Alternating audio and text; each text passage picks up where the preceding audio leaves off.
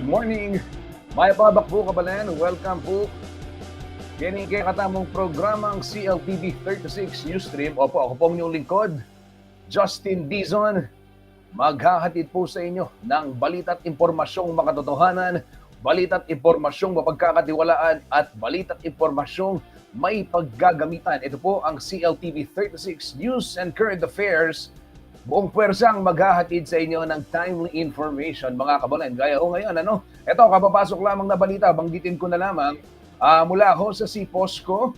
Ayan, meron daw isang developing story, isang pasintabi sa mga nagmimerienda, isang naagnas na bangkay ng matandang babaeng tinatayang nasa edad 50 to 60 years old, ang natagpuan po sa dating gusali ng DFA, yung Department of Foreign Affairs building sa dyan ho sa may barangay San Juan, Ciudad San Fernando, Pampanga, umaga ho ng Huwebes. Ayan, katatawag namang ng City Public Order and Safety Coordinating Office o CPOSCO sa atin hong reporter na si Ashley Punsalan, at sa mga oras na ito ay papunta sila dyan sa location para po samahan yung ating CPOSCO. Pinangungunahan ni Kuyang Darius Hizon, si Kuyang Louie Clemente, na kausap natin kahapon, kaugnay dun sa binabantayan naman nating drag race. Mamaya bibigyan ko kayo ng update kaugnay niyan, at sikapin nating makausap ang LTO para ho sa kung ano yung kanilang magiging hakbang kaugnay nga ng balitang binabantayan niyan. Pero ito, breaking news, kababanggit ko lamang, isang bangkay ng matandang babae, ang tinatayang nasa 50 to 60 years old, ang natagpuan ng CPOSCO dyan sa may old DFA building. Pasintabi ho sa mga kumakain. Ito medyo medyo matagal na siyang nasawi. Ito po namamalimos. Initial information na nakuha natin mula sa CPOSCO.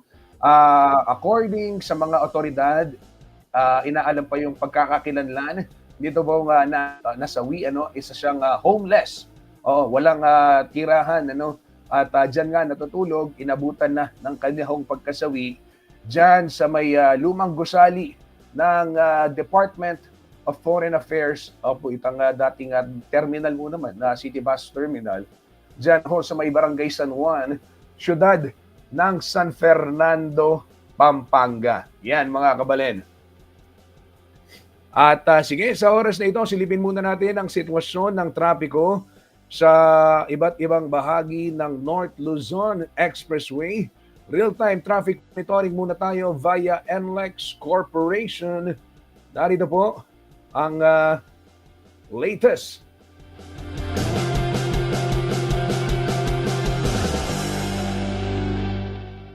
Ito mga kabalay, dito muna tayo sa may upper row, dyan ho sa may area ng Balintawak Toll Plaza. For those who are traveling to north, towards north and central Luzon, ayan, wala namang pila dyan sa Balintawak Toll Plaza. And for those who are approaching Metro Manila naman, dyan sa may area ng Balintawak, wala din masyado problema dyan. Pero dyan sa may Mapulang Lupa, Valenzuela, yan ho yung middle box, dyan sa upper row. Ayan, magkabilang linya, north and southbound, may makapal na volume ng mga sasakyan. Asahan po ang bahagyang pagbabaga, light to moderate traffic, dyan sa area ng Mapulang Lupa. At dyan naman sa may Mindanao Toll Plaza, Maguindanao tuloy. Sorry. Mindanao Toll Plaza. Ayan, naalala ko tuloy yung ating pinantahan sa may Ampatuan, Maguindanao. Anyway, dyan sa Mindanao Toll Plaza, ito palabas ng NLEX. Maluwag ang sitwasyon, may kaunting pila. Oo, may pila dyan, pero yung mga papasok ng NLEX, dyan ho yung fast moving, dyan sa may area ng Mindanao Toll Plaza. Pero paalala dyan sa mga lalabas ng Mindanao Toll Plaza, paghandaan yung kaunting pila dyan.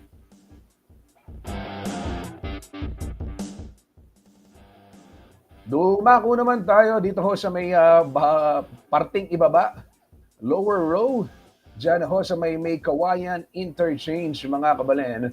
Magkabilang linya, fast moving ang mga sasakyan, wala masyadong problema. Same scenario sa may Bocaue Toll Plaza, magkabilang linya, doon makapalang volume kahit paano, fast moving. Sa siyudad ng San Fernando, wala hong aberya, mabilis na mabilis ang daloy ng mga sasakyan. Paalala ho sa mga motorista, siguraduhin nasa kondisyon ang inyong sasakyan at ang inyong pangangatawan upang ang aberya sa kalsada ay atin pong maiwasan.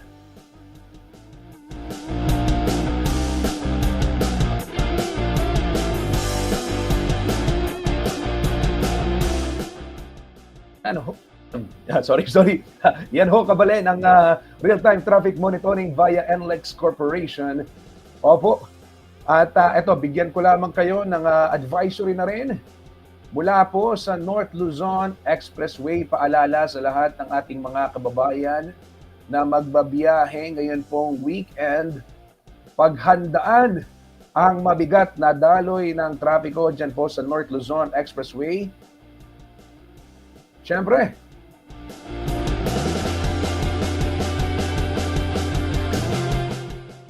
para ho sa mga A-team, tama ba? A-team, tama ba yung term ko? Oo, ay gaganapin ho itong simula at wakas World Tour ng SB19 dyan ho sa Philippine Arena sa darating na Sabado, May 31 at saka sa June 1, Sunday, Day 1 and Day 2. Ganito ho kalas ang SB19. Yan.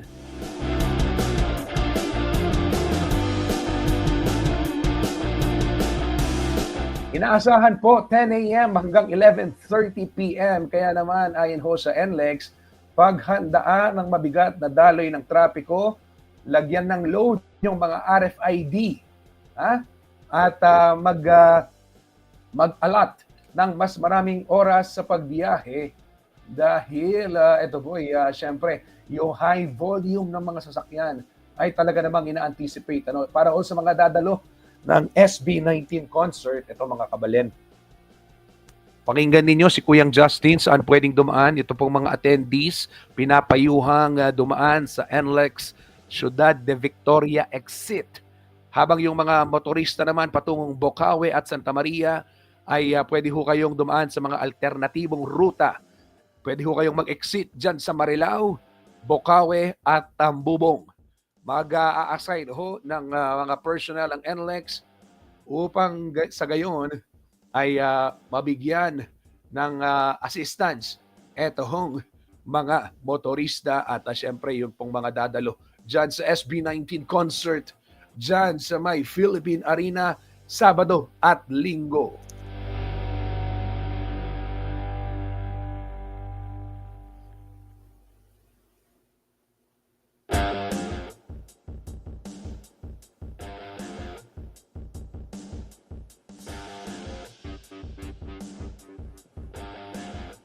Sa pagkakataong ito, kabalen, silipin naman ho natin ang magiging taya ng panahon. Narito po ang latest weather report mula po sa DOST Pag-asa. Ito yung nabanggit kahapon ng Pag-asa, first week of June. Pwede na nating maranasan yung onset, yung simula ng rainy season. Alamin ho natin ang latest kaugnay ng lagay ng panahon. Narito po ang weather report ng DOST Pag-asa.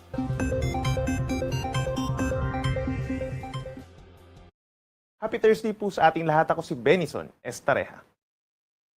Nagbabalik po sa ngayon yung tinatawag natin na southwesterly wind flow o yung pong hangin na nanggagaling dito sa may West Philippine Sea or sa may Timog Kanluran. Ang nature po ng southwesterly wind flow, mga pag-ulan, mga light to moderate with at times heavy rains, at minsan malalakas po yan na maaaring magdulot ng mga pagbaha at pagguho ng lupa. Yung southwesterly wind flow, ito yung kinoconsider natin na paunang hanging habagat. Samantala sa natitirang bahagi ng bansa, umiiral naman yung mga localized thunderstorms, so hindi na po nakaka-apekto sa ngayon directly yung tinatawag natin na easterlies o yung hangin po galing sa Pacific Ocean. Samantala, base sa ating latest satellite animation, wala pa rin tayong namamataan na bagyo or even low pressure area sa loob ng ating Philippine Area of Responsibility na makaka-apekto sa mga susunod na araw. Kung meron man po, maaaring may low pressure area dun sa may parting West Philippine Sea malayo sa ating kalupaan. Ngayong araw po ng Thursday, asahan ang epekto ng southwest wind flow sa kanlurang parte po ng Luzon, kabilang na dyan ang Batanes, Babuyan Islands, pababa ng Ilocos Region, Zambales, and Bataan, as well as some areas dito sa may Batangas, Cavite, and Occidental Mindoro. Asahan po yung mga light to moderate with at times heavy rains. Kahit mag-ingat po sa mga posibleng pagbaha at pagguho ng lupa. Paminsan-minsan po malalakas yung mga pag-ulan pagsapit ng hapon hanggang sa gabi. Sa natitirang bahagi po ng Luzon, asahan yung mostly cloudy skies, umaga pa lamang in some areas of northern, central Luzon, Calabarzon, and Metro Manila, as well as Mindoro provinces. Then asahan yung mga kalat-kalat na ulan and thunderstorms in many areas of Cordillera region and Cagayan Valley pagsapit po ng hapon hanggang sa gabi, at meron pa mga isolated na ulan at mga localized thunderstorms sa natitirang bahagi pa ng ating bansa simula mamayang tanghali. Temperatura natin sa Metro Manila 26 to 33 degrees Celsius, habang sa Baguio City 17 to 26 degrees Celsius. Sa ating mga kababayan po sa Palawan, medyo makulimlim pa rin po ang panahon ngayong araw. Mas kakaunti na yung mga pag-ulan kumpara po kahapon, mga light to moderate rains, lalo na sa dakong tanghali dahil yan sa southwesterly wind flow. Dito naman po sa malaking bahagi ng Visayas, umaga pa lamang may mga tsansa na ng ulan sa may southern Negros Island as well as western Visayas. Habang pagsapit ng hapon hanggang gabi, maraming lugar pa sa natitirang bahagi ng Visayas sa magkakaroon ng pulo-pulo lamang ng mga paulan at mga isolated thunderstorms. Temperatura natin sa Palawan, 26 to 31 degrees Celsius, habang sa may Metro Cebu, 27 to 32 degrees Celsius. At sa ating mga kababayan po sa Mindanao, asahan po yung fair weather conditions. So bahagyang maulap at minsan maulap ang kalangitan. Umaga pa lamang may tsansa na ng pag-ulan sa Bangsamoro Region and Zamboanga Peninsula, habang karamihan pa rin po ng mga pag-ulan sa malaking bahagi ng Mindanao ay magaganap pagsapit po ng hapon hanggang gabi. Temperatura natin sa may Zamboanga City hanggang 33 degrees, habang mas mainit pa sa may Davao City hanggang 34 degrees Celsius. Kahapon po, araw ng Miyerkules, nakapagtala tayo ng 45 degrees na highest heat index sa may Iba Zambales and Camiling Tarlac, sinundan ng 44 degrees sa may Lawag City, Ilocos Norte, habang dito sa may Metro Manila, hindi naman umabot sa delikadong antas yung heat index, 41 degrees sa may southern portion and 39 degrees sa may northern portion of Metro Manila. For today naman po, asahan yung 44 degrees na heat index, maximum po sa may Masbate City at posibleng sundan niya ng 43 degrees in some areas sa may Cagayan, Isabela, Tarlac at Butuan City sa Agusan del Norte. Sa Metro Manila naman po, posibleng maglaro between 37 to 39 degrees ang heat index, so bahagyang bababa po ito, no? Base sa ating heat index map naman, karamihan ng mga lugar na magkakaroon pa ng delikadong heat index ay dito pa rin sa may Bicol Region, Eastern Visayas, Western Visayas sa mga susunod na araw, and some areas pa of Mindanao, knowing na sa mga susunod na araw magkakaroon nga po ng effect ng southwest wind flow. So maraming lugar po dito sa may Luzon na magkakaroon ng maulap na kalangitan at mga pag-ulan, kaya't mababawasan din po yung mararamdamang init na naramdaman natin itong mga nagdaang araw kung saan nga fair weather conditions ang umiral, at karamihan na nga ng mga lugar na inulan dito sa may Visayas and Mindanao magkakaroon ng bahagyang pagbuti ng panahon at mas mainit na po na panahon. Para naman sa kalagayan ng ating karagatan, wala po tayong aasahang gale warning or sea travel suspensions ngayong araw hanggang sa weekend. On the average po, nasa banayad ng katamtaman, nasa 0.5 hanggang 1 meter po yung taas sa mga pag-alo natin for today. Pero kapag meron tayong mga thunderstorms, posible pa rin ito umakyat sa hanggang 1.5 meters. And in the coming days, dahil umiiral na yung ating southwest wind flow or yung paunang habagat, karamihan ng medyo matataas sa mga pag-alon, posible umakyat hanggang 2.5 meters dito sa may West Philippine Sea or sa karagatang sakop ng Pilipinas. At para naman sa ating 4-day weather forecast, bukas po, araw ng Friday, asahan yung maulap na kalangitan at mga pag-ulan dito sa may extreme northern Luzon, sa Batanes and Cagayan provinces dahil dun sa frontal system. Yung nakikita nyo po dito sa may parting Taiwan and Okinawa, yan po yung example ng frontal system. Ito yung banggaan ng mainit at malamig na hangin, at inaasahan bababa po itong frontal system by tomorrow dito sa may extreme northern Luzon. Kahit maraming lugar po ang posibleng magkaroon ng malalakas sa mga pag-ulan at posibleng magtagal yan hanggang sa Sabado ng umaga. Simula naman bukas hanggang sa Monday, that's June 2, mga unang araw po ng Hunyo, aasahan pa rin natin yung epekto ng southwesterly wind flow o yung paunang habagat, yung hangin na nagmumula dito sa may Timog Kanluran, magdadala po ng pabugso-bugsong light to moderate with at times heavy rains over Ilocos Region, Cordillera Region, at magi dito rin po sa may Metro Manila, parte pa po ng Central Luzon, Calabarzon, and Mimaropa. Kaya't mag-ingat po sa banta ng baha at pagguho ng lupa. Most likely po magtataas na tayo ng mga heavy rainfall warnings and even weather advisories simula po ngayong araw hanggang sa susunod na araw.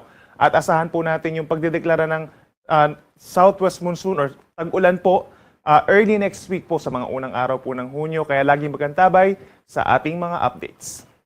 Ang ating sunrise ay 5:26 a.m. at ang sunset ay 6:21 ng gabi. Yan muna ang latest mula dito sa Weather Forecasting Center ng Pag-asa. Ako muli si Benison Estareha na nagsasabing sa namang panahon, Pag-asa ang magandang solusyon.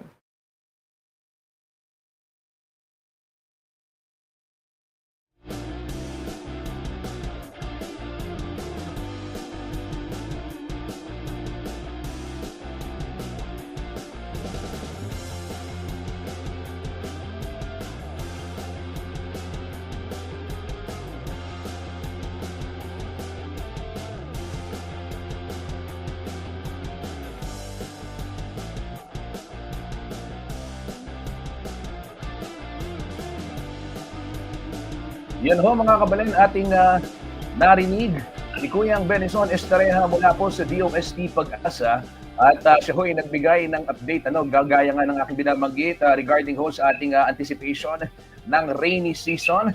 Ngayon naman, huwag na ho nating patagalin, isa ho sa mga binabantayan natin, malaking balita, kinagulat ng marami at kinabahala ng mga motorista at ng publiko, general public, ito hong drag race sa Jose Abad Santos Avenue at para ho bigyan tayo ng update kaugnay nito, alamin ho natin kung ano yung mga hakbangin din ng ating Land Transportation Office Central Luzon upang sa gayon mapigilan ho yung ganitong mga klaseng aktibidad. Makakasama ho natin nasa linya ang hepe po ng Operation Division ng LTO Region 3, wala pong iba, Attorney Sushen Sison Lasatin. Magandang umaga po, Attorney, and welcome ho sa ating programang CLTV 36 Newsstream.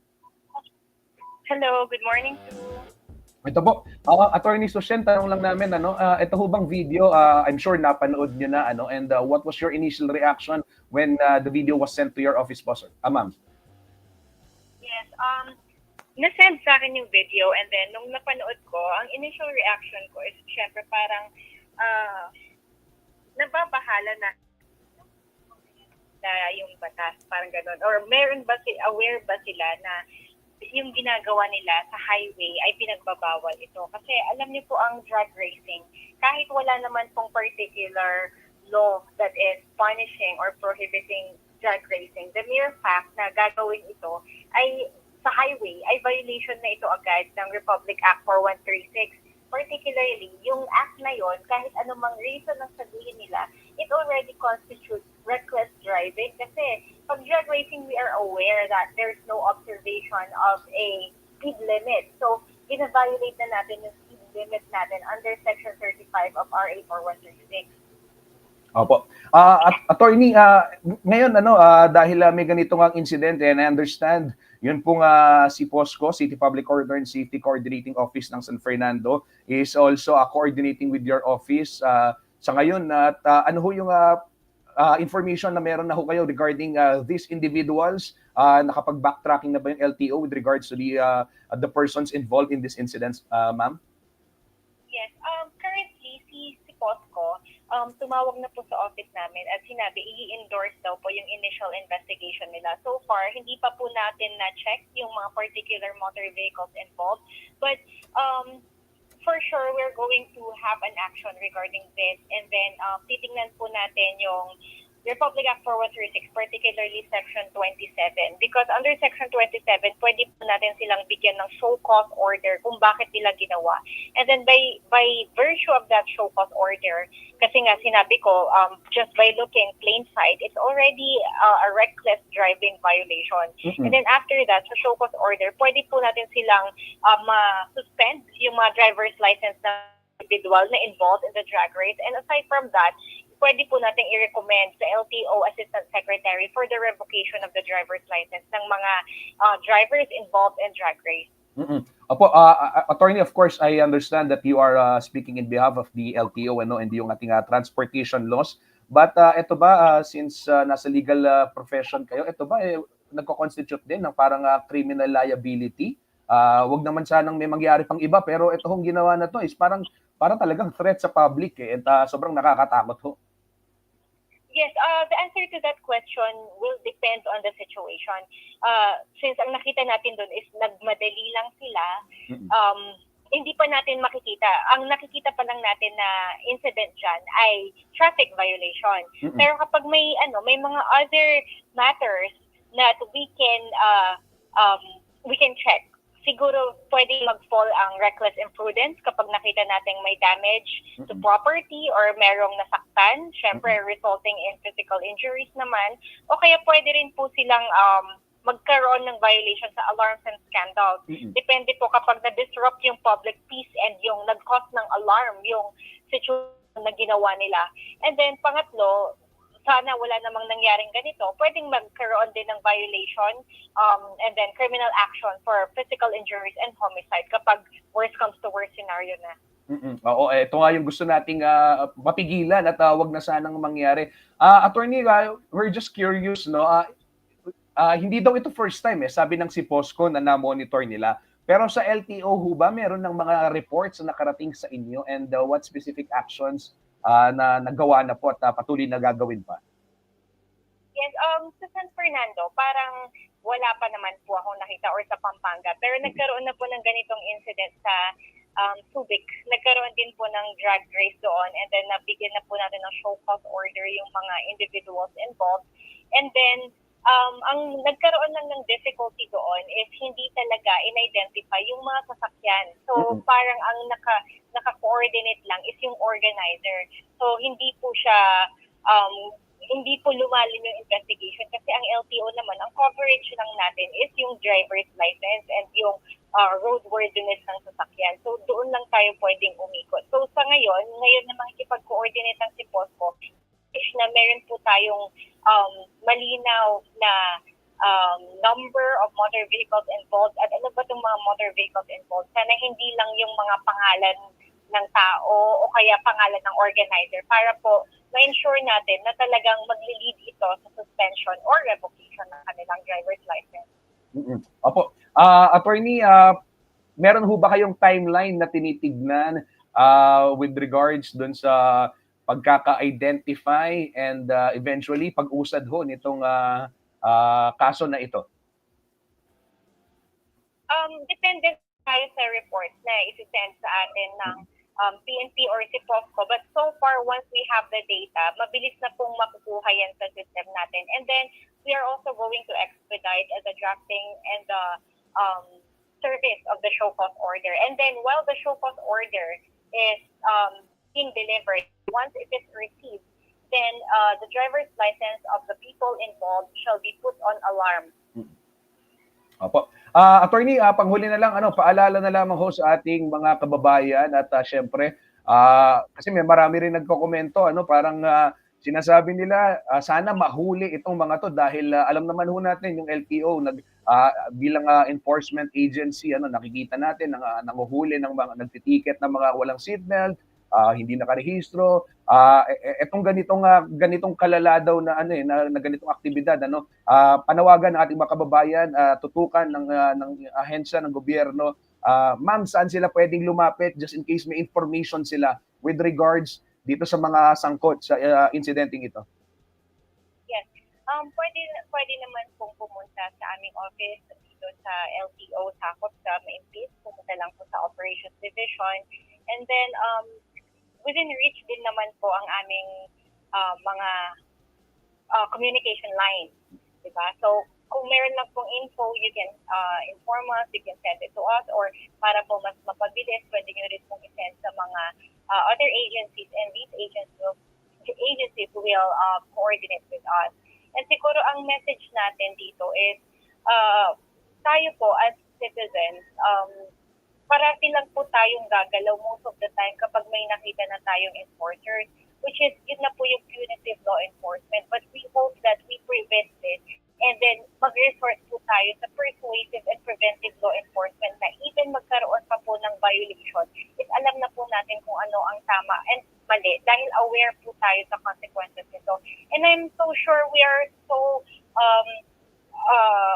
we perceive and we know that there are several instances of road crashes, road rage, And then, yung mga incident na to ay hindi biro dahil merong mga nababawian ng buhay. So, sana isipin na lang natin yun na we prioritize the welfare of the general public by acting properly and orderly, taking into consideration our ethical behavior, defensive driving when we are operating our motor vehicle. Because in the end, owning a driver's license is not a right, it's a privilege. And sana since binigyan tayo ng pribileho, gamitin natin ito sa tama.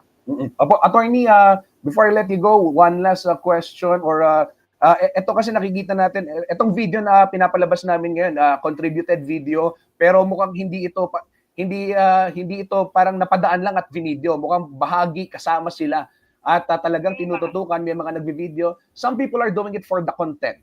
No, usong-uso alam natin, trending viral kahit sa mga motorsiklo, nakikita natin ano yung paalala ninyo sa mga content creators, sa mga motovloggers, drivers na wag nang gawin ito, no? And again, please address yung issue na ganito, ma'am. Yes. Siguro sa mga content creators or vloggers, yung mga ganyang activities, kung gusto talaga nilang gawin nila sa isang institution or private places na hindi mai-involve or at least possibly endanger yung ating situation, lalong-lalo na ang daming tao, ang daming bata, ang daming mga bystanders na pwedeng mapahamak. So, be mindful of your content, be mindful of your activities na sana itong content natin ay walang mapapahamak na iba or aside from mapapahamak, walang nag-violate na law. Doon sa content na yun, may na-violate tayong law at that is RA 4136 or the RA 4136 and then particularly nagkaroon po dyan ng reckless driving at saka overspeeding. So wag na po tayong humantong sa ganyan na isa-sacrifice natin yung probability or chance na ma-surrender ang driver's license para lang sa content.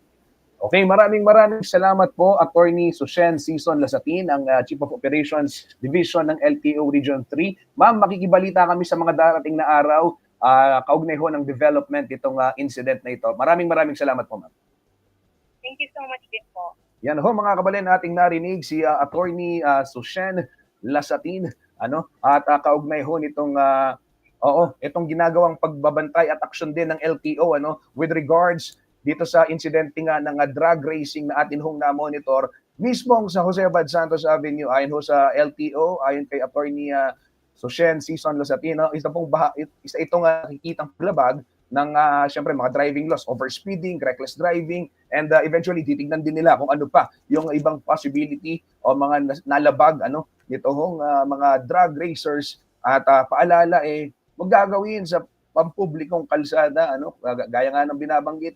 Kung gusto niyo hong mga rera, marami hong mga circuit, may mga speedway na pwedeng puntahan. Huwag hong mandamay ng buhay, maghahabi na lang din kayo ng ganyan, pakatawanan nyo na, di ba? Pumunta kayo sa mga racetrack, wag sa kalsada. Hindi cool, And yan ho mga kabalan, magpapatalastas lamang tayo sa ating pagbabalik. Ihahatid ko sa inyo ang detalye ng iba pang mga balita at impormasyon dito ho sa Pampanga at sa buong Central Luzon. Huwag ho kayong aalis. Magbabalik po ang CLTV 36 Newsstream.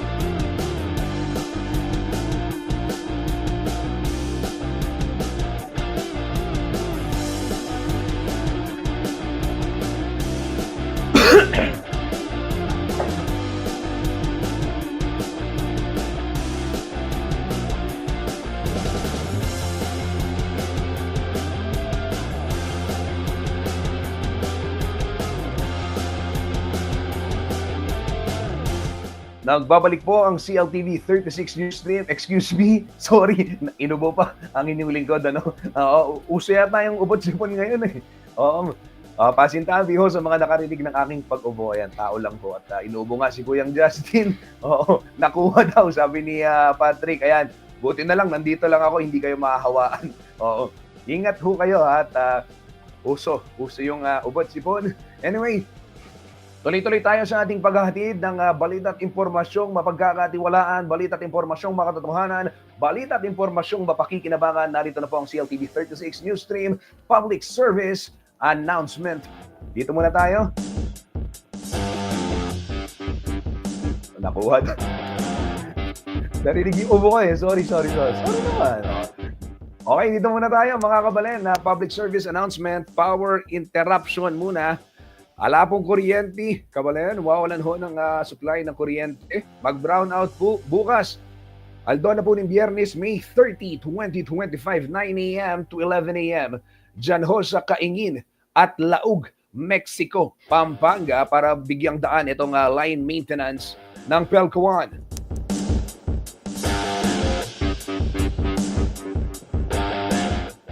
Diyan ho sa Barangay Laog, Purok 1 to 4 only, 9 a.m. to 11 a.m. Bukas, wala hong kuryente.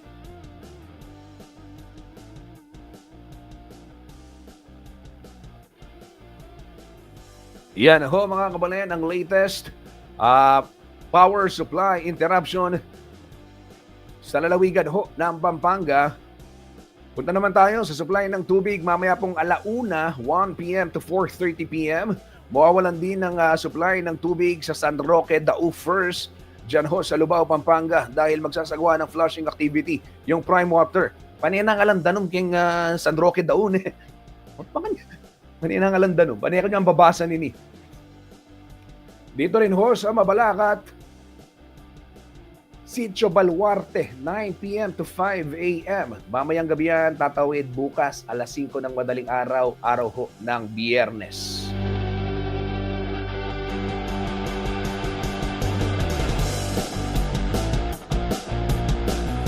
Diyan sa Angeles City, opo mga kabalen, wala rin hong supply ng tubig. Mamaya hong alas 10 ng gabi hanggang bukas alas 4 ng madaling araw sa Barangay Kapaya 1 and 2. Ba? May bike ko pa Kapaya ni Misa na. Opo, wala hong tubig. Wala hong Kapampangan. Wala hong tubig. Mawawalan ho ng tubig mamayang 10 p.m. to 4 a.m.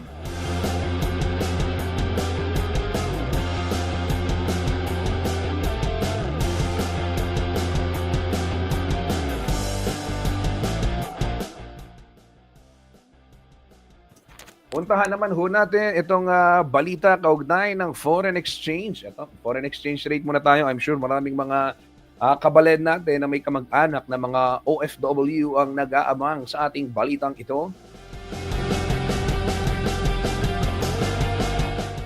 Forex news muna tayo. Nagsara po ang palitan ng piso kontra dolyar nito pong May 28, araw ng Miyerkules, sa 55 pesos and 47 centavos.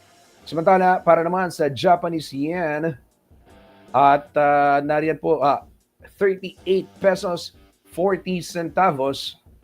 Yung ating Great Britain pound, 74 pesos 86 centavos.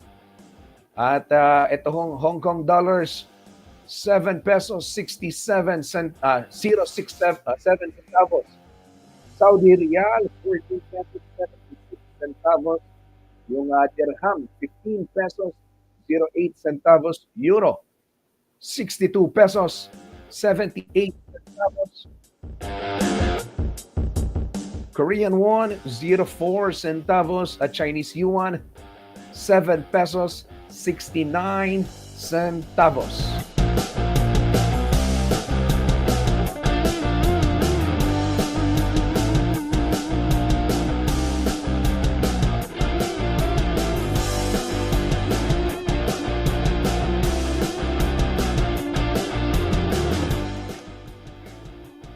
Yan ho kabalayan ang latest foreign exchange rate. Nalilito na ako ito. May babasahin kasi ako, hinahanap ko. Opo, breaking news. Pakita ko lamang yung detalye. Paalala, pasintabi ho sa mga manonood. Sensitibong balita ang aking susunod na ipapakita sa inyo mga kabalen. Isa pong bangkay, naagnas na bangkay ang natagpuan sa Old DFA Building sa San Fernando, Pampanga. Exclusive po ito sa CLTV 36 na kunan ng ating kasamang si Arturo Consuelo at Ashley Punsalan. Yung detalye, ayon ho sa ating City Public Order and Safety Coordinating Office o si POSCO, ay ito'y isang homeless person at edad 50 to 60, babae po. At kinordonan na yung lugar at hihintayin ho yung mga otoridad at para ho ma-recover at syempre malaman yung pagkakakilanlan dito ho sa dating DFA building yan sa may San Juan, San Fernando, Pampanga. Yan.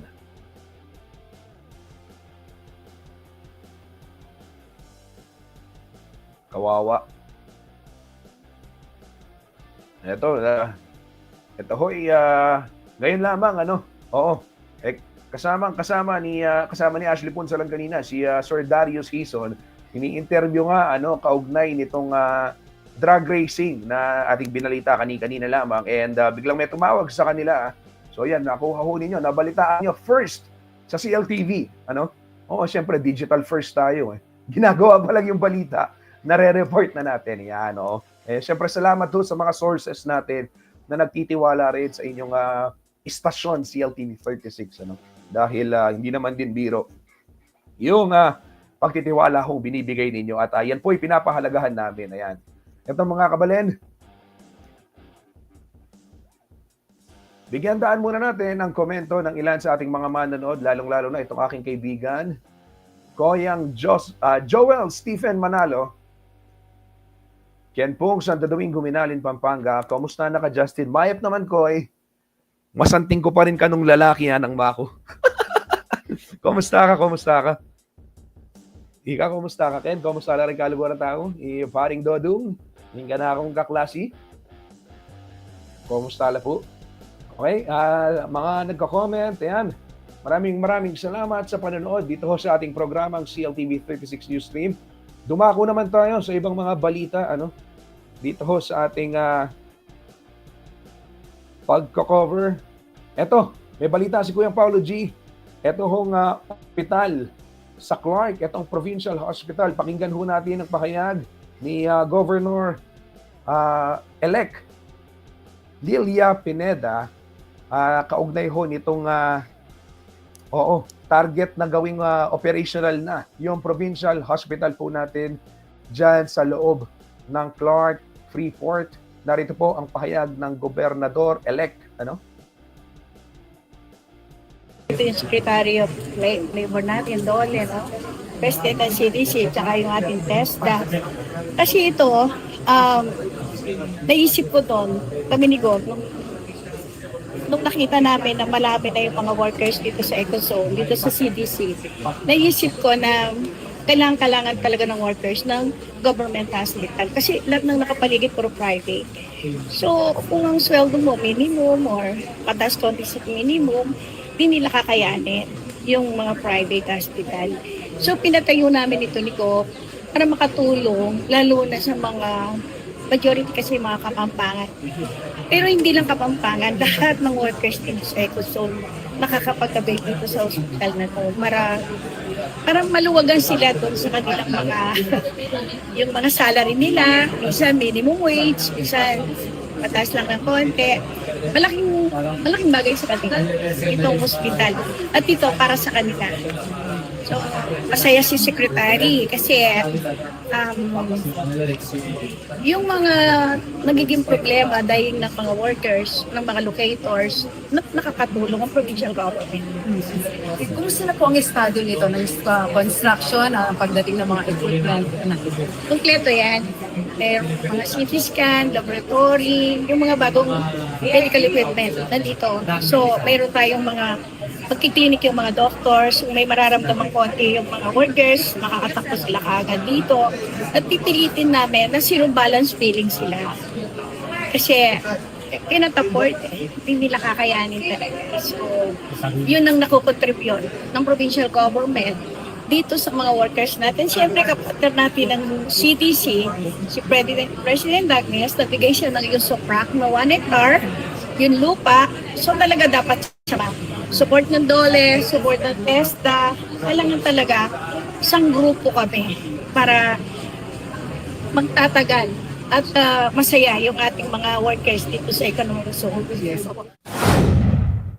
Nandito yung Secretary of Labor natin, DOLE.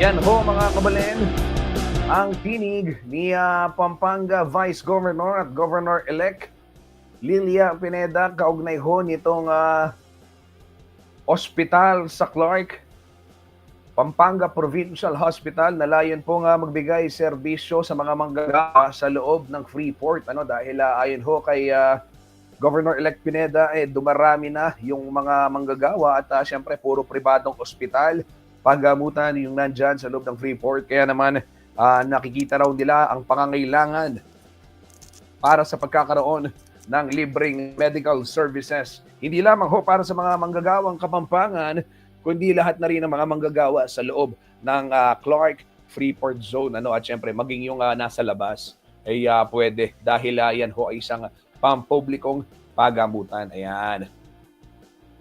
Binisita ho yan kahapon ng ating kasamang si Paulo G. Santos at sinilip itong iba't ibang kalagayan dyan ho sa mamaya papakita natin. Ito ho yung mga larawan nung nagkaroon nga ng pagbisita. At ito po mga kabalen, pakita ko yung mga larawan.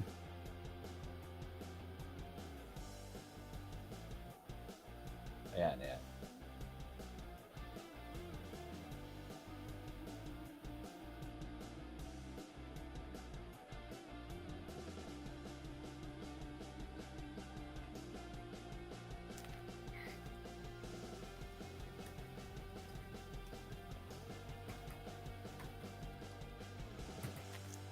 Ito ho, target nilang mabuksan sa lalong madaling panahon at inaayos na lamang yung mga dokumento rin. At nakita naman natin, buo na yung gusali, nakapag-inspection na ho. So, ito, anytime ay malapit na ang pagbubukas. Kunin lang natin yung eksaktong petsa. Okay, para tama yung ating information kung kailan yung exact date. Itong target opening, target maging operational. Dito pong Pampanga Provincial Hospital dyan ho sa loob ng Clark Freeport. Ayan. Mga kabalen, sinisenyosan na ako ni Patrick. Ako daw ay kailangan na magpaalam. Siyempre, magpapaalam na ako. Okay? Pero tutok lamang ho kayo dito sa ating Facebook page. I-follow ang ating social media platforms para po manatiling updated sa mga iba't ibang balita at kaganapan dito ho sa Pampanga at sa buong Central Luzon at maging sa ibang bahagi pa ng ating daigdig. Lalo-lalo na ho yung balita at impormasyon na may kinalaman sa atin hong mga Kapampangan. Yan po ang hihahatid namin sa inyo. Muli ito po si Justin Dizon. Maraming salamat sa lahat ng mga tumutok dito sa CLTV 36 Newsstream. Huwag ho natin kakalimutan. Eto, may balita na naman sa Quezon City. Road crash na kumitil muli ng buhay. Kabalen, pag-iingat. Iba yung pag-iingat sa kalsada. Kondisyon ng sasakyan, kondisyon ng pangangatawan. At syempre, samahan po natin ng dasal. Muli, ito po si Justin Dizon. Ingat ho tayo lagi. Ito po ang buong persa ng CLTV 36 News and Current Affairs. Maraming salamat po.